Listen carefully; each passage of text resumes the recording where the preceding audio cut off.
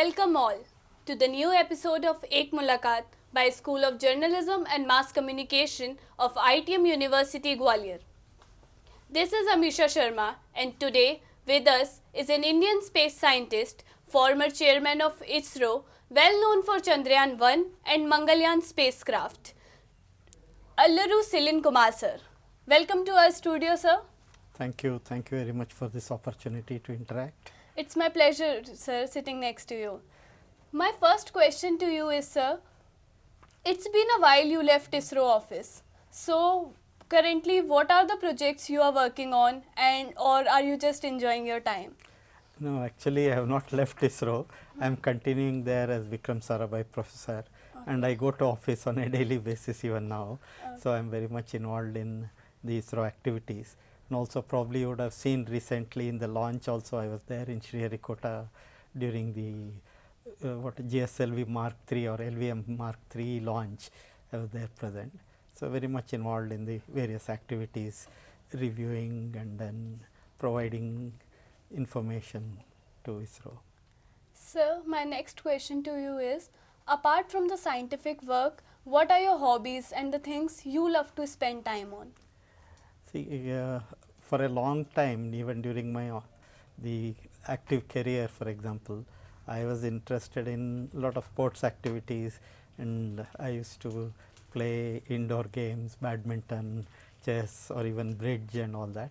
But then, as the career progressed, we got less and less time for doing many of the things. But otherwise, I am very much interested in all the sports activities. And then beyond that, in the recent past, much of my time is going in interacting with the students from school level to various college level. For example, today I have come for the convocation address in IITM in Gwalior. So, lot of my time is going in meeting students, interacting with them, and also telling them about the story of ISRO, story of Indian space program, how we have achieved what we have achieved. So, that's where much of my time is going. Sir, as we know, India is emerging as a global economy. What do you think are the challenges for our country for this self-reliance in the space department, space technology specifically? See, if you look at space technology and how the space technology developed in the country, see, the activity started very early in the 60s. As you remember, in 1957, the first object went into orbit. Russians had put it and they called it Sputnik. At that time, we had Dr. Vikram Sarabhai, who was one of the very visionary scientists, who was looking at how a disruptive technology of putting objects into space and through that look at Earth and do communication, broadcasting, or even Earth observation, how this technology can be used for the country's development. So, over a period of last 4 decades, what ISRO and India has done is use this space technology for providing solutions specific to our country, and also in the process adopt technology which was accessible to us and develop those technologies which were either denied or not accessible to us. But then as the time initially, you can imagine in 57 we were just after 10 years of independence.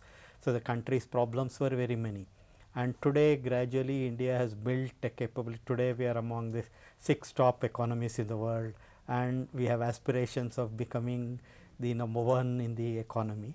But for that to happen, not only we need to actually develop technologies, but bring these technologies to utilization and then enable the development in the country. Now, while space technology has done much of it, but because of the amount of money we could provide or spend in this, we are in some ways handicapped.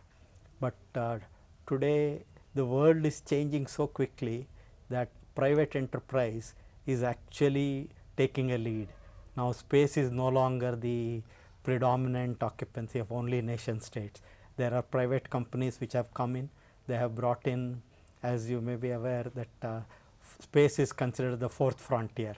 Man conquered land, ocean, airspace. Now, he is looking at space, where space tourism, space adventure, space exploitation, and space and space for Earth, all these are happening.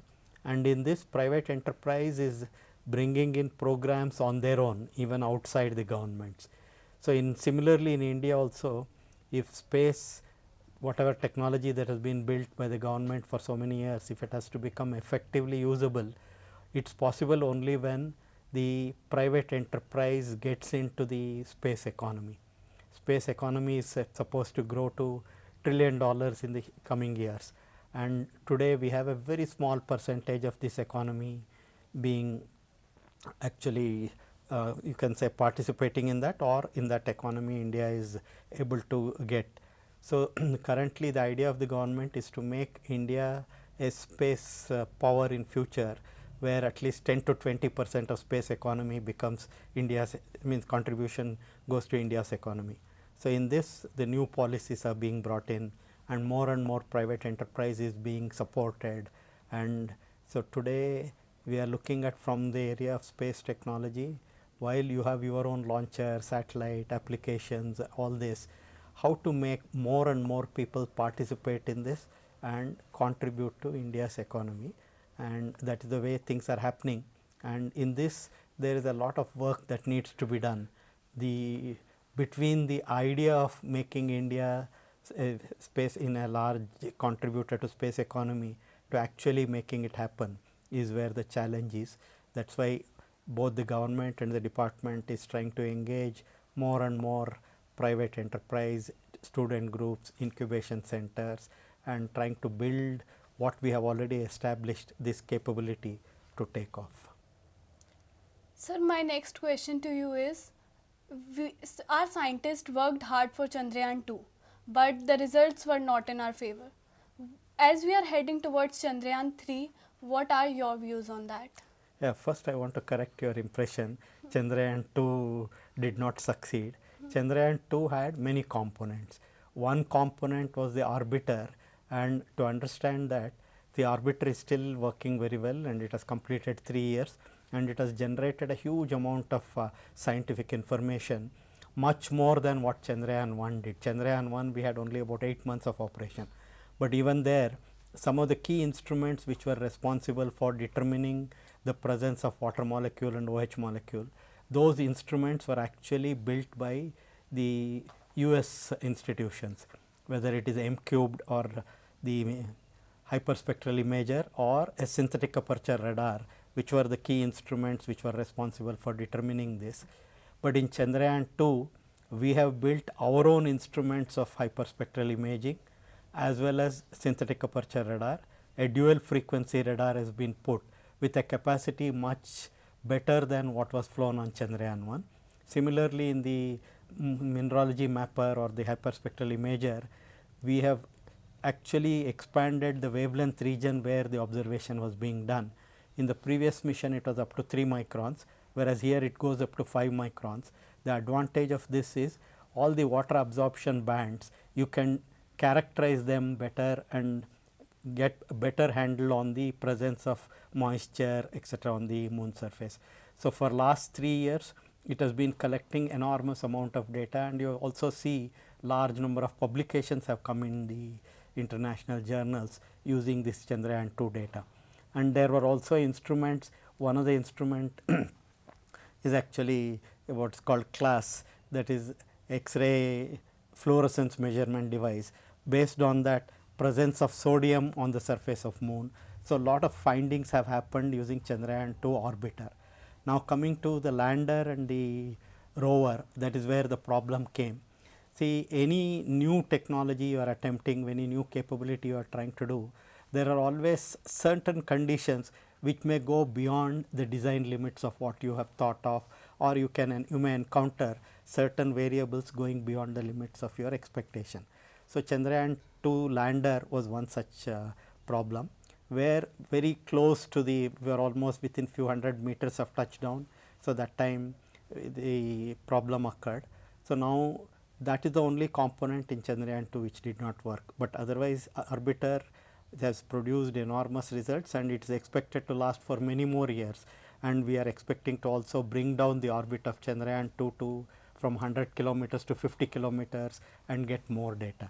So, Chandrayaan 2 we do not consider it as a failure, but it is a learning experience. Probably like you would have heard of Kalam saying fail is first attempt in learning. So, when you, and another thing also you would have heard of, that if you have not failed, it only means you have not tried hard enough. That means you are always in your comfort zone and you are not going, not stretching beyond the limits. So, we do not consider it as a failure. Each the learning that happens helps us improve. So, Chandrayaan 3 we have built based on the understanding of Chandrayaan 2 lander limitations. We have now done a large number of simulations on ground and then corrected all that, and when Chandrayaan 3 goes into orbit, we will be expecting a very successful landing and rover operation in that. Hopefully, sir. Sir, at last, a message you would like to give to the students of our university? Yeah, today if you look at India is on the, you can in many ways on the verge of becoming a more dominant country in the global committee of nations. Dominant not so much in the form of physical dominance or military dominance, but dominance in the way of knowledge, applying knowledge and then adopting technology. See, if you see during the COVID times also, what India has shown to the world is that we are capable of dealing with problems whose enormity is so large that world was expecting at that time how India will face this problem. But Indian scientists and technologists showed that we are capable of dealing with this. The COVID was dealt very effectively.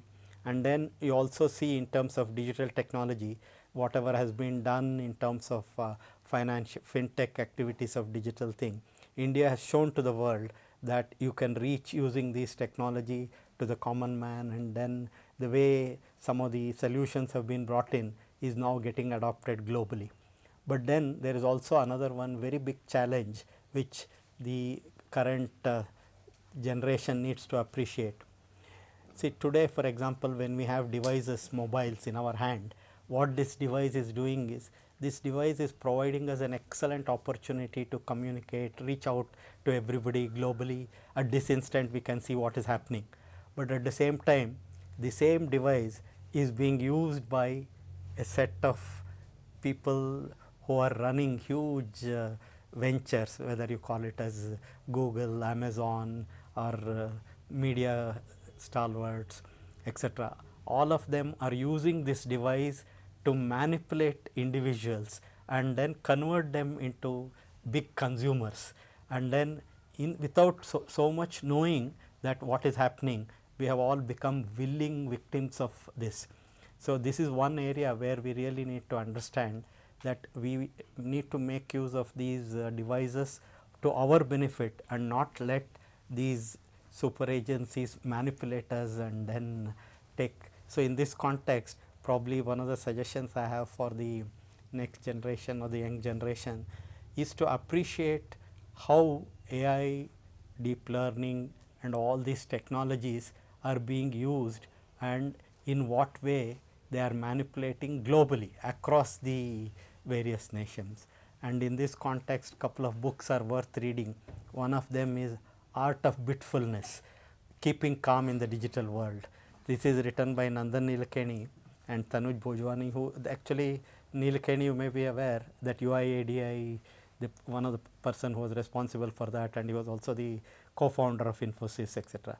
So, in that he is trying to tell how you can take advantage of this gadget and not allow this gadget to manipulate you, and how your activities are actually being controlled by these devices, etc. That was one. And similarly, there is another very interesting book called Artificial Intelligence, the Future of Power, and that is where again how India needs to deal with this problem. See, today if you look at China, China by virtue of sort of you can say having its own independent internet, Google, many of those things they restricted, they have their own way of doing things. But then India has adopted all this in many ways willingly accepting the dominance of these groups, and what are the pitfalls of that we need to appreciate, and only when we understand the problem, what is happening in healthcare, education, in all areas, there is a whether you can say conscious or unconscious, but there is an effort by these entities to control the various nations, etc. So, India by virtue of not only its size is an obvious target, but then only when we understand, probably best analogy would be during the industrial revolution, because we were in one of the colonized states, the physical raw material went out of this country, finished products were brought back here, sold, and then the monetarily we were exploited.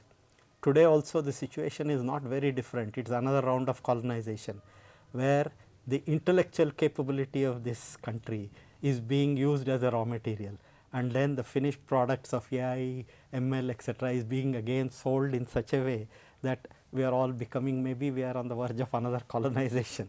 So, unless we appreciate the problems, we have the potential to make a difference. Like I said, adoption of digital technology, we have shown that it is done in a manner which is very different from the rest of the world, whether it is rupee or de-dollarization related activities, or bringing in the fruits of the digital domain to the common man.